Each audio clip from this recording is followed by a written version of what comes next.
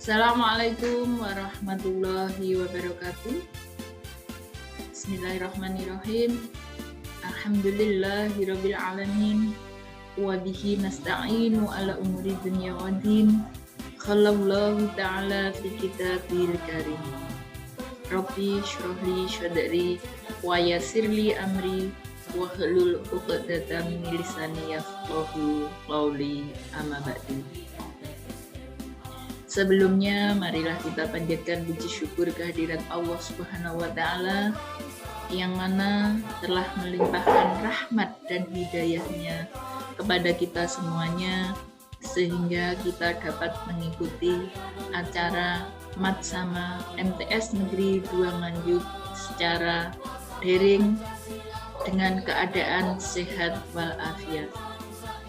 Tidak lupa sholawat serta salam semoga tetap tercurahkan kepada junjungan kita Nabi besar Muhammad Rasulullah Sallallahu Alaihi Wasallam. Berharap di hari akhir nanti kita menjadi golongan umatnya. Selamat datang peserta didik di MTS Negeri 2 Nganjuk.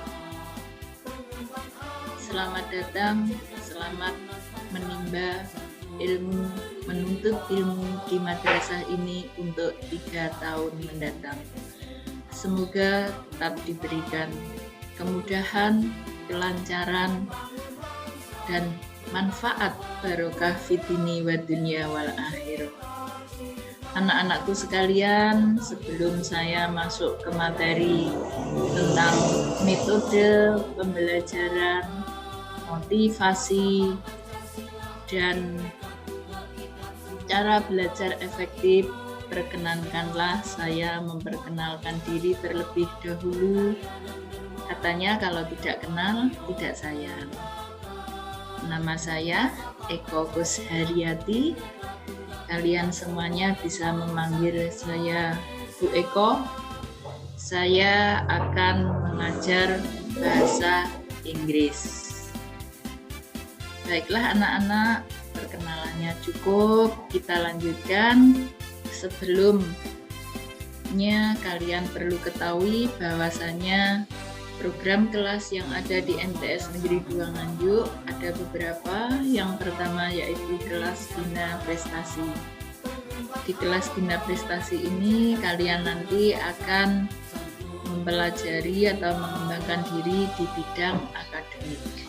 Yang kedua yaitu program kelas bilingual, kelas bahasa. Yang akan kalian pelajari nanti adalah bahasa Arab dan bahasa Inggris. Untuk yang ketiga yaitu program kelas tahfidz. Kelas tahfidz berarti hafalan Al-Quran. Nah, bagi kalian yang mungkin tidak berkenan di kelas Bina Prestasi, kelas bilingual, dan kelas tahfidz, secara otomatis kalian akan masuk di kelas reguler. Untuk tahun pembelajaran yang baru ini di MTS Negeri 2 Nganjuk membuka kelas baru, yaitu kelas seni dan olahraga. Bagi kalian yang akan mengembangkan diri di bidang non-akademik, kalian nanti bisa memilih kelas seni dan olahraga. Anak-anakku peserta Matsama yang saya sayangi dan saya banggakan, bagaimana kita memilih kelas tersebut harus disesuaikan dengan bakat dan minat kalian masing-masing yang ada pada diri kalian masing-masing. Insya Allah nanti selesai Matsama, kalian akan mengikuti tes bakat minat secara online, yang mana nanti hasilnya bisa kalian gunakan untuk menentukan diri kalian. Pantasnya saya masuk di kelas apa. Insya Allah nanti akan di-share di webnya MTS Negeri 2 Nganjuk kapan pelaksanaannya tes bakat minat tersebut yang bekerja sama dengan aplikasi Ruang Guru. Jadi semua peserta Matsama, murid baru di MTS Negeri 2 Nganjuk wajib mengikuti tes bakat minat tersebut.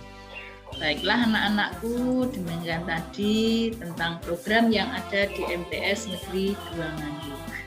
Selanjutnya, apa yang akan kalian pelajari di MTSN 2 Nganjuk? Nantinya kalian akan mempelajari 16 mata pelajaran yang dikelompokkan menjadi 3. Yang pertama atau kelompok pertama yaitu mata pelajaran pendidikan agama. Insya Allah anak-anak yang dari MI sudah paham kalian.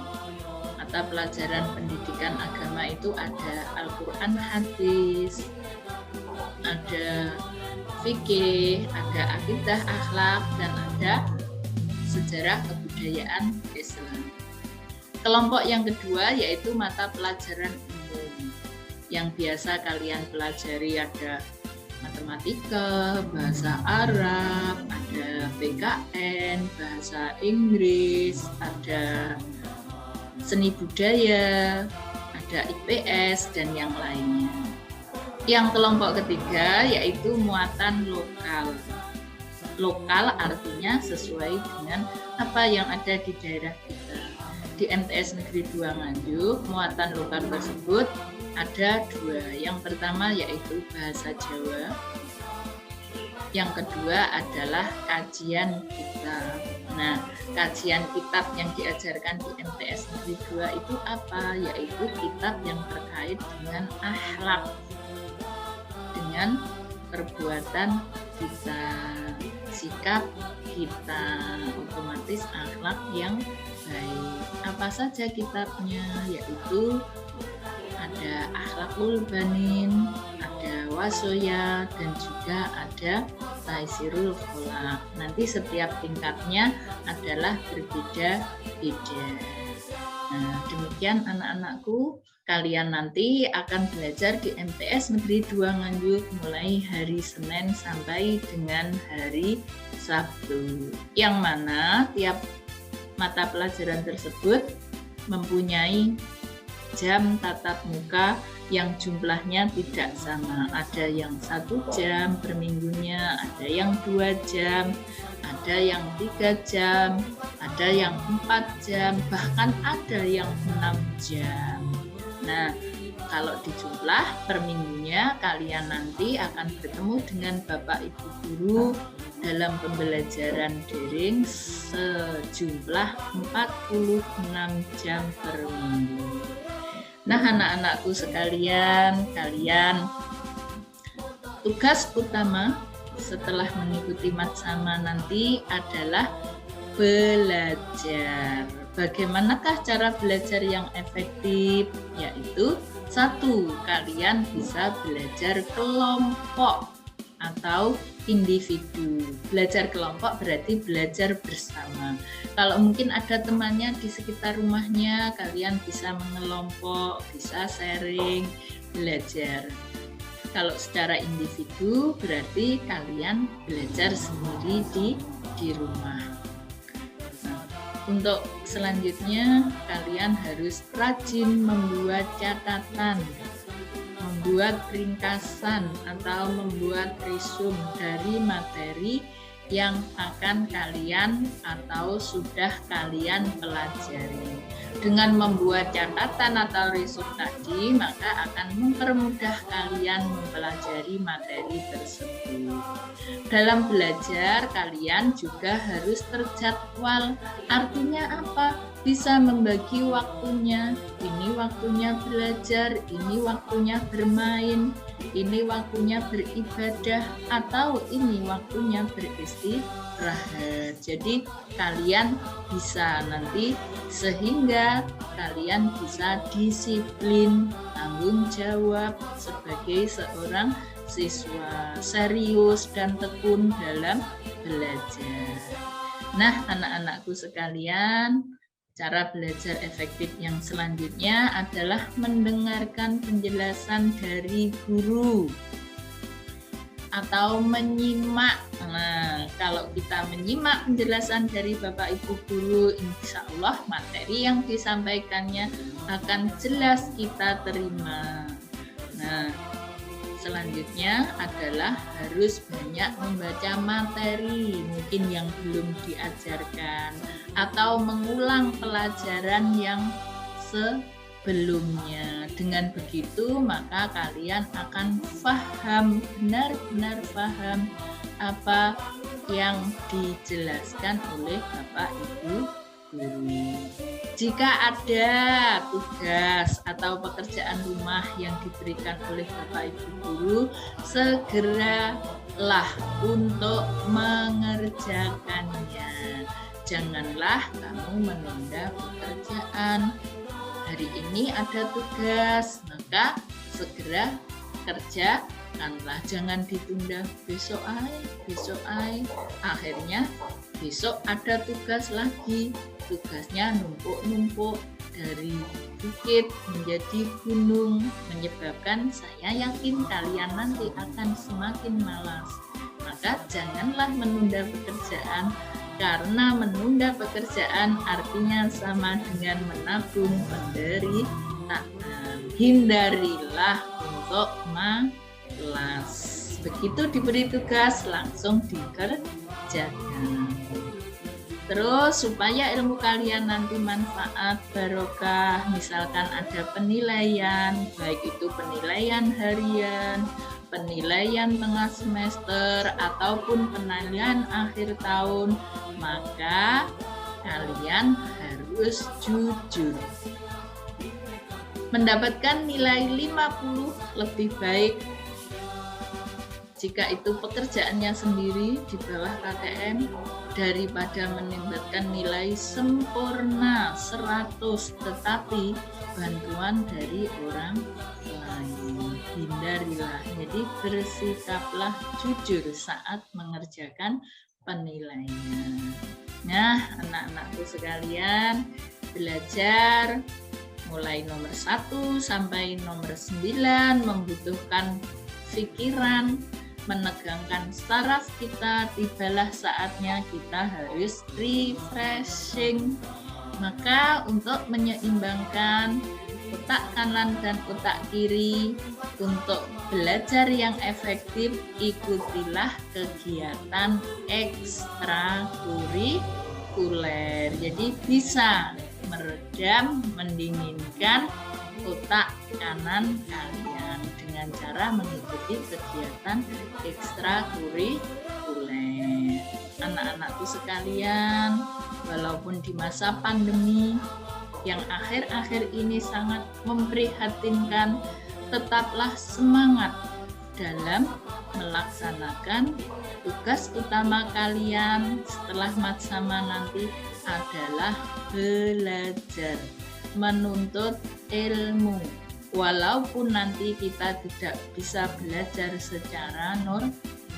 Apa artinya belajar secara normal?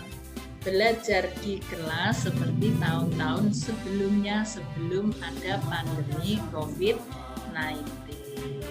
Tetap semangat, jaga kesehatan, dan juga memperhatikan protokol kesehatan. Nah, anak-anakku sekalian, karena adanya PPKM darurat Jawa Bali mulai tanggal 3 Juli sampai tanggal 20 Juli 2021, maka kita nanti akan mengadakan pembelajaran daring. Pembelajaran daring disebut juga pembelajaran dari rumah atau BDR, atau kalian bisa menyebutnya dengan pembelajaran jarak jauh atau PJJ. Apakah pengertiannya pembelajaran daring tersebut? Pembelajaran daring adalah pembelajaran yang tidak dilaksanakan di sekolah atau madrasah secara tatap muka, bertemunya murid dengan guru di dalam ruang kelas. Namun pembelajaran itu dilaksanakan secara online dengan menggunakan sarana bisa laptop atau HP Android dengan paket data yang tersedia dari rumah masing-masing. Nah, itu pengertiannya adalah pembelajaran daring. Jadi setelah Matsama ini nanti kalian pembelajarannya adalah pembelajaran daring.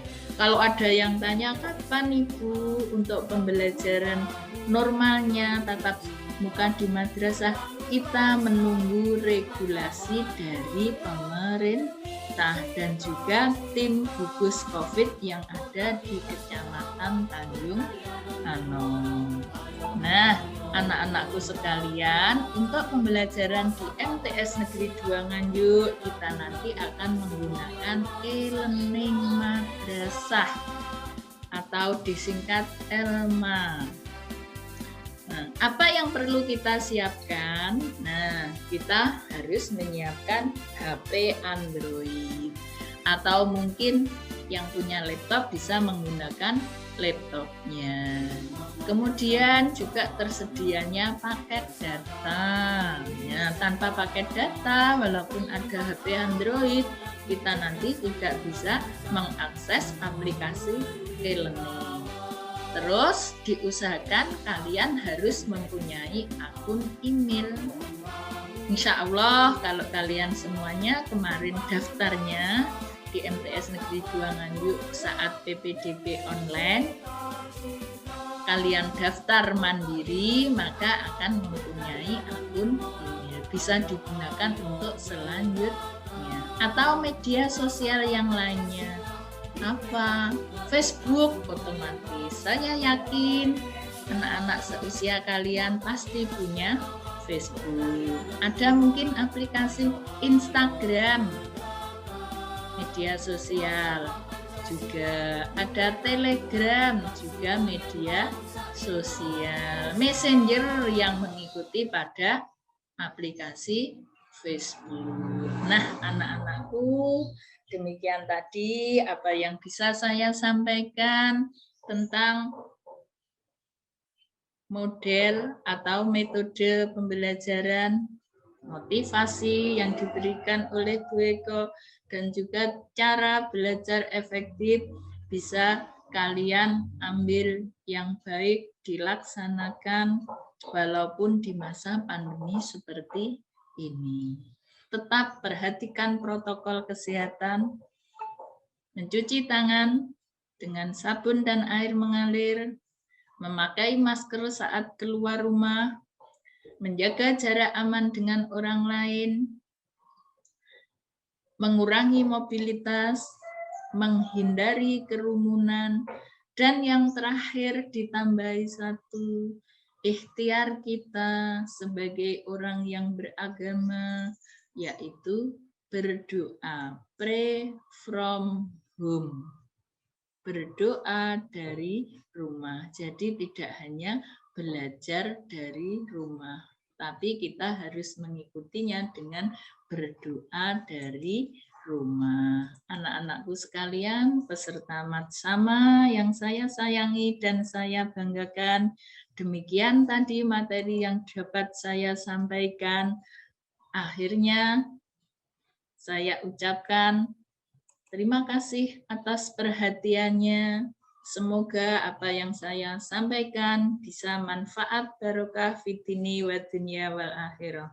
Akhir kata, sebagai manusia biasa, Bu Eko, jika ada kesalahan yang sengaja maupun tidak sengaja, mohon maaf yang sebesar-besarnya.